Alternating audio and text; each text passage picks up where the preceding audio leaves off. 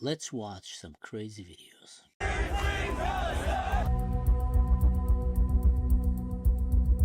How fucking Hitler? How fucking Hitler? I want everybody to know how much I fucking hate these Zionists.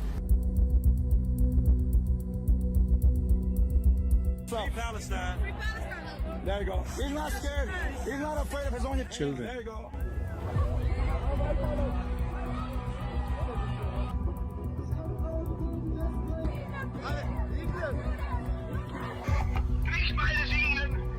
Free Palestine. Free Palestine!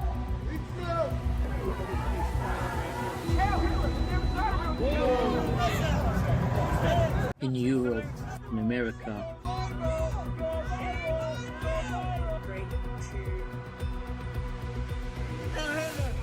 Hell Hitler, he's a G, he's a gangster. I wish he raided all you guys, bro. And the world was in a better place.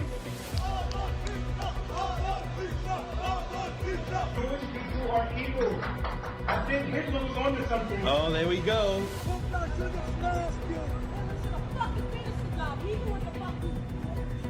Why every so many hundred years the Zionists get slaughtered?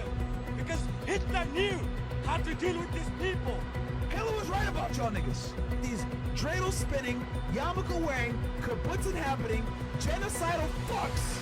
They should be all exterminated. Thank you. Every single one of them. And their kids, their mothers, their children, everybody. Just like Hitler. Thank you.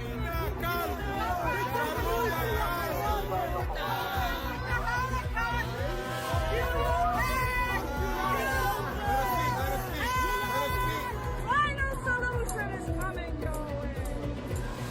The final solution. Says Allah is gathering all the Zionists for the final solution. Go back to the oven! You need a big oven, that's what you need!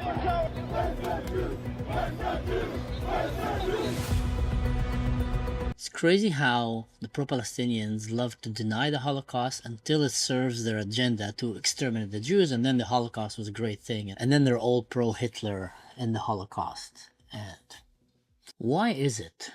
Why is it that the pro-Palestinian movement, the Muslim Brotherhood movement, is such a big supporter of Hitler and the Nazi movement? How did these two movements entangle themselves? And is this the future of global Islam? Is that where global Islam is going? Are they going to become basically the modern religious version of Nazism? Or are they going to shake off the Nazi roots that are so deeply embedded in their societies and start moving forward with the Western world and promote democracy, freedom, liberal ideas, so the Career for Palestine can safely support the Palestinian movement? Now, does it have to be that way? Is that the only path that the Palestinians, the Muslims in the Middle East, the pro-Palestinians have to take? The path of Nazi Germany?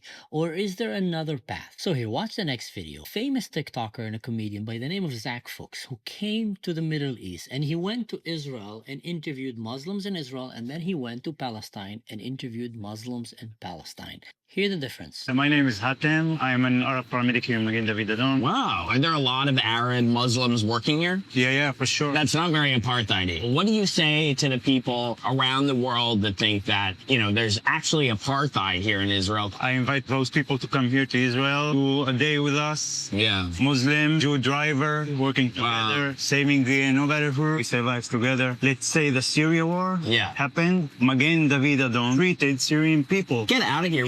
Yeah, Lebanese people, Palestinians. So here, no apartheid. It doesn't really support the whole apartheid idea. I know it sucks. Reality doesn't always support the narrative that you try to tell yourself. But that's the reality. You want to see it for yourself? Come to Israel and you will see how Muslims and Jews and Christians and Druze and all kind of minorities, atheists, gay people, straight people, people who like to put pineapple on pizza, and even vegans who eat tofu shawarma. See how they all get along so well. But if you go to Palestine, you're going to be very surprised. This is in the West Bank, literally meters away from their Jewish neighbors. Watch it. You supportive of Hamas? Yes. Yes, of course. Yes. Are most Palestinians? Yeah. Palestinian people like Hamas. I'm with the resistance. Did you see the videos they posted of what they did on October 7th? Everything. And you're okay with all that? With everything they did. They killed innocent Israelis. They killed... Yes, No. they did. No. Yes, they did. Hamas should release the Israeli hostages. No. No. murders Hamas did on October 7th. Is that okay? Yes. They have the right to do it. The problem is not Hamas. We should look at the bigger picture. Do you want to live with the Israelis in peace? Or? No, I want one state solution. No Israel. So no more Israel? Yes. Israel wiped off the map. Palestine فقط. We should delete Israel. So you would not be okay with a two-state solution? Of course not. Not only that they support Hamas, they know very well what Hamas did. They know very well what Hamas planned to do. They don't believe in two-state solution. So for all the people out there that are saying two-state solution, that is the way to go. Do you think you can have a two-state solution with these people? They don't want it. They want a one-state solution, and they want Nazi Germany, Hitler ideology implemented all around, mixed with a little bit crumbles of Sharia law. Actually, not crumble, a whole pot and sauce of Sharia law, and they want to implement that from the river to the sea. And let me tell you a secret, it doesn't stop there. They want to do it in Europe. They want to do it in America. They want to do it everywhere they go. And that is the Muslim Brotherhood for you. Who is the biggest victim of the Muslim Brotherhood? Let me tell you.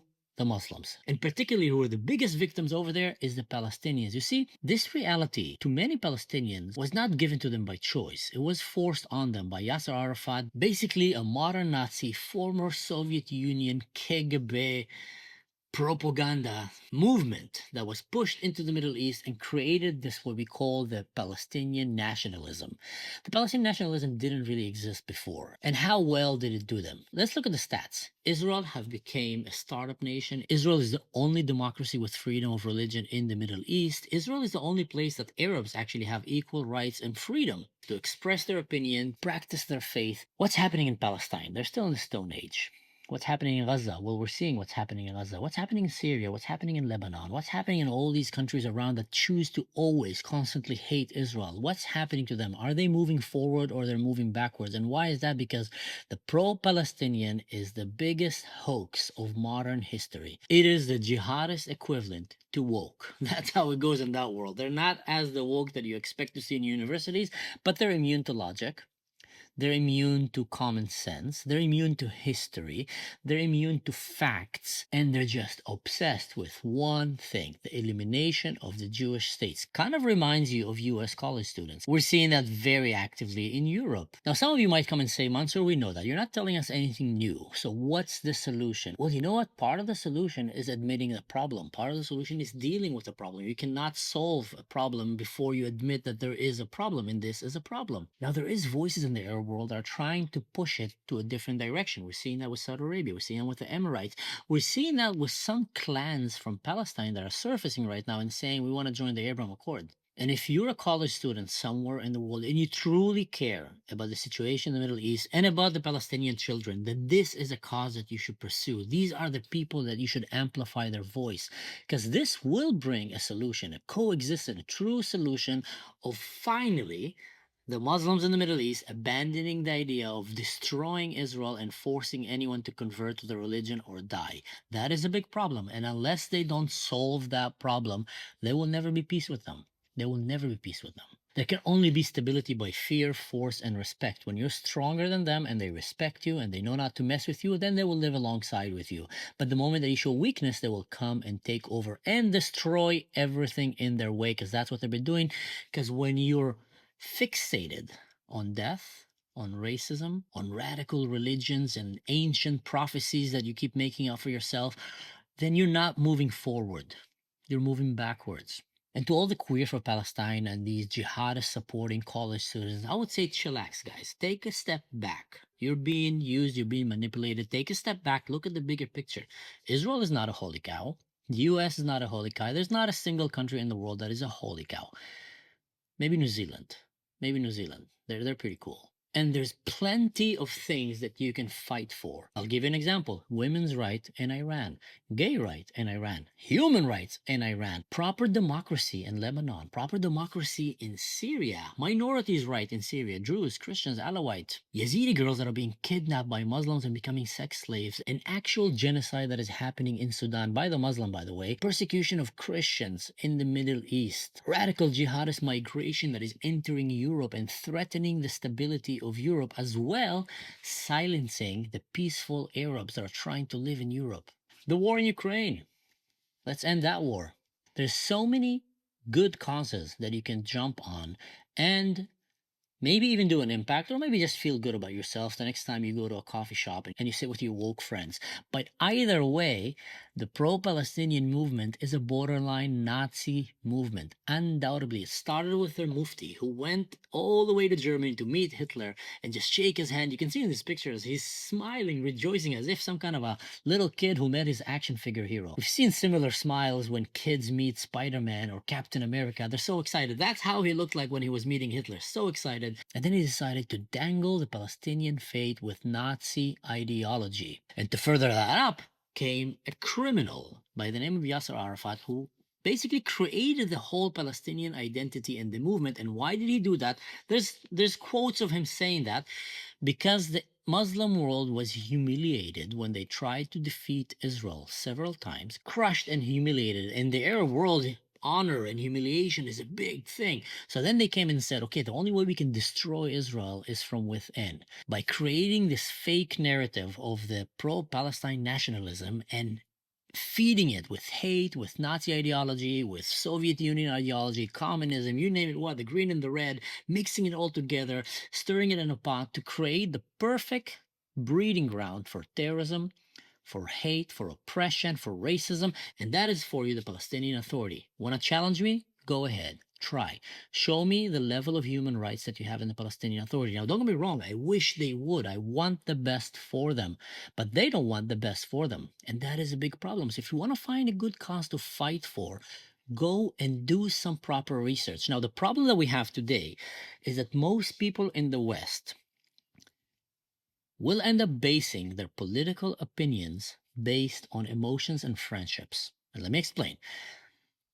If you have a pro-Palestine friend, or a Muslim friend, or a Muslim Brotherhood friend, and he's pretending to be assimilating with Western values, and he's sitting there and he's telling you all kind of stories about how miserable he is and how evil the Jews are, most people will start just believing him and thinking, yeah, the Jews are really evil, Israel is an apartheid state, but they're so far from reality. Because if you look at the life of many Muslims in Israel, they'll tell you a different story. Hey, I'm an Arab from Israel, and I can tell you right here is a different story. Israel is the best and probably the only hope for peace in the Middle East, the only example of how things should work properly. Now, does Israel have a problem with extremists on both sides? Yes, we do. Now, is Israel trying to fight and tackle it? Yes, we do, like any other modern democracy that is trying to make better for its own citizens. But by far, it's very different than the picture that all these pro-Palestinian people will try to paint for you about Israel. A very easy way to know if your pro-Palestine Muslim friend is on the right side of history or the wrong side of history. Very easy way. I've learned that trick from a Kurdish Jewish Iranian girl. Man, she's that's one background to have. She came and she told me, ask them what do they think about the kidnapping of Yazidis and Christian girls by Muslims. Ask them what do they think about Yasser Arafat. Ask them what do you think about October 7. Ask them what do they think about the massacre of Assad against his people. Ask them what do they think about Khomeini, Iran, Nasrallah, Hezbollah, and all these guys. And if they tell you that they support them or they don't think they're the bad guys, then that's it for you. He is not your friend. He or she are dangerously promoting Muslim Brotherhood and nothing good's come out of it. I'm not saying they need to love Bibi Netanyahu. I'm not saying they have to love Israel. You don't need to love any country in the world. It's up to you if you choose to like it or not.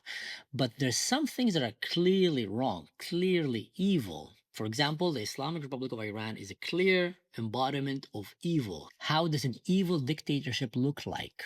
They're oppressing their own people in every possible way. Hamas, the same thing. Hezbollah, the same thing. The Assad regime, the same thing. Jawlani, well, kind of yes, but he's trying to pretend not. But let's see. People say, give him some time and let's see where that goes. I know that a lot of my Syrian relatives and friends are very skeptical about him. But either way, there's a very easy benchmark to see if a society is progressing towards a good direction, towards a bad direction. And one of the best benchmarks for that is the minorities in that society. And let me give you a secret.